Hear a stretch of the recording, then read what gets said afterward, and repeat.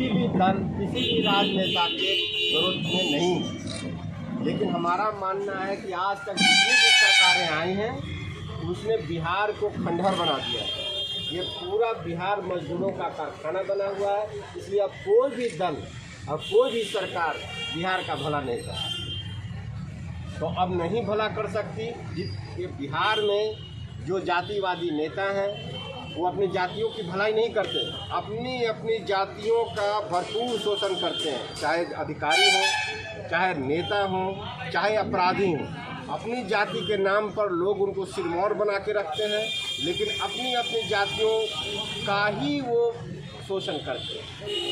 इसलिए आज हमारे यहाँ सामाजिक क्रांति की ज़रूरत है। जाति पाति भेदभाव से अलग हटकर अगर आप नहीं करेंगे तो आपके बच्चों का भविष्य पूरी तरह से अंधकारमय हो गया है। बिहार में न व्यापार है, न उद्योग है, न रोजगार है, न सरकारी नौकरी है, न प्राइवेट नौकरी है। सब बिहार मजदूरों का कारखाना बना हुआ है। यह मजदूर केवल माएँ और बहनें मजदूर पैदा करती हैं। और ये स्थिति किसने लाई? 45 साल धर्मनिरपेक्ष की सरकार जिसने पूरे बिहार को गरीबी दी, 15 साल सामाजिक न्याय की सरकार जिसने जंगल राज बनाया, और 15 साल सुशासन की सरकार जिसने शिक्षा को ध्वस्त कर दिया, रोजगार को ध्वस्त कर दिया और शराबबंदी कानून लाकर पूरे युवा वर्ग को तस्कर बना दिया। आज हर घर में जो बच्चे नहीं जाते थे ठेके पर शर्म से पीने, अब हर घर में होम डिलीवरी हो रही है।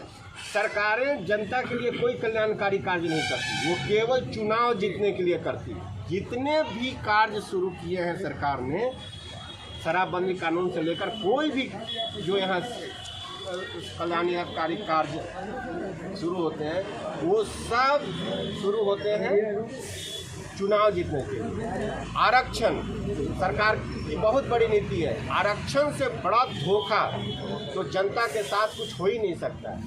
पिछड़ी जातियों के साथ आरक्षण ने इतना बड़ा धोखा किया है कि जिसको रोजगार देना था उसको आरक्षण का झुनझुना दिए हुए हैं पिछले 40 साल।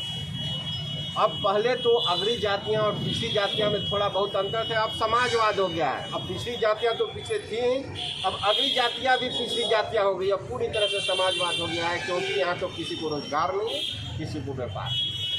बच्चों का भविष्य अंधकारमय है। जो भी माँ बाप यहाँ के हैं वो सबसे बड़े परमार्थी हैं, क्योंकि किसी के पिताजी मुख्यमंत्री, माँ मुख्यमंत्री, अपने मुख्यमंत्री, उनको मुख्यमंत्री बनाने के लिए जान दिए हुए हैं। एक मुख्यमंत्री बने हुए हैं, 15 साल से कुर्सी ही नहीं छोड़ रहे हैं। उनको 20 साल 25 साल तक मुख्यमंत्री बनाने के लिए हम लोग लगे हुए हैं। एक प्रधानमंत्री जो चाय बेचते थे वो प्रधानमंत्री बन गए। अब वो 5 साल 10 साल 15 साल उनको बनाने के लिए यहाँ के बच्चे सभी लगे हुए हैं। लेकिन हमारे बच्चे MA PhD करके, हमारे बच्चे BTech करके, हमारे बच्चे MBA करके रोड पर घूम रहे हैं। यहाँ के माँ बाप को उससे तनिक भी चिंता नहीं है। वो जाति का ठर्रा पीकर दूसरे के बेटे को मुख्यमंत्री बनाने में लगे हुए हैं, दूसरे को 25 साल 20 साल बनाने में लगे हुए हैं। अपने बच्चों का भविष्य जाति और पाति और राजनीति के नाम पर उन्होंने ध्वस्त कर दिया। औरंगाबाद में मुख्यमंत्री पैदा हुए हैं, मंत्री पैदा हुए हैं, बड़े बड़े सांसद पैदा हुए हैं, लेकिन औरंगाबाद की स्थिति क्या है?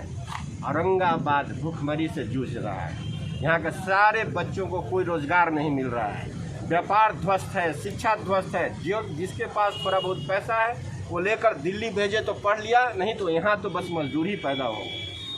अगले 5 सालों में हर राज्य में एक ऐसा कानून बन रहा है कि बिहार के मजदूर वहाँ न आए प्राइवेट कल कारखानों में काम करने के लिए, क्योंकि बिहार के मजदूर जाकर मजदूरी का रेट घटा देते हैं, जिससे स्थानीय लोगों को रोजगार नहीं मिलता है कल कारखानों में। अब उन्होंने बना दिया है कि हमारे राज्य में भाई 85% यहाँ का स्थानीय लोगों को मजदूरी दी जाएगी या कल कारखाने में काम दिया जाएगा।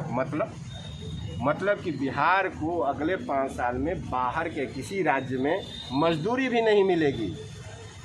और यहाँ कुछ है नहीं, क्योंकि हम लोगों ने तो यहाँ सब कुछ ध्वस्त कर दिया है। जाति के नाम पर वोट देते हैं, जाति के नाम पर लड़ाई करते हैं। जो जितना बड़ा 150 मर्डर किया रहेगा टिकट पहले उसी को मिलेगा। तो इस तरह हमने बिहार को ध्वस्त किया, तो अब तो भूखमरी